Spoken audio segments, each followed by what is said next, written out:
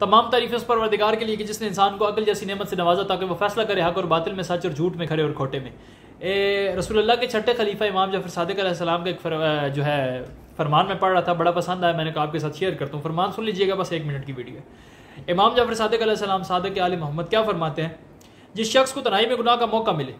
और वह खुदा को याद करके और अपने कंधे पर बैठे फरिश्तों से शर्मिंदगी महसूस करते हुए, यानी तन्हाया गुनाह का मौका मिल गया, इख्तियार उसके पास है, कोई देख नहीं रहा, लेकिन इस अकीदे पर कि खुदा मुझे देख रहा है, हाजिर और नाजिर है, और मेरे कानों पर बैठे फरिश्ते मेरे ऊपर शाहिद हैं, गवाह हैं, शर्मिंदगी महसूस करते हुए गुनाह से अपने दामन को बचा ले, तो खुदा इसके सारे गुनाह माफ़ कर देगा, चाहे वो गुनाह जिन और इंस के गुनाहों के बराबर भी हो। सुबहान अल्लाह। आप अंदाज़ा लगाएं कि अल्लाह ताला को हाजिर और नाजिर जान कर और अपने कानों पर जो फरिश्ते उसके बैठे हुए हैं उस पर उसका इस कदर ईमान हो कि ये मुझ पर गवाह है, मुझ पर शाहिद है, क़यामत वाले दिन ये गवाही देंगे कि मैंने ये काम किया था, इस कदर उसका ईमान हो खुदा पर और उसके फरिश्तों पर, और उस वजह से वो अपने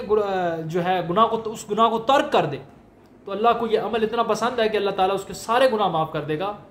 कि चाहे वो जिन्नों इंस के गुनाहों के बराबर भी। अल्लाह ताला से दुआ है कि अल्लाह ताला हमारे ईमान को, अकीदे को मजबूत करे और हमें इस बात पर यकीन कामिल अता करे कि यकीनन कोई ना कोई हमें देख रहा है और वो हमारा खुदा है और उसके फरिश्ते हैं। अस्सलाम वालेकुम।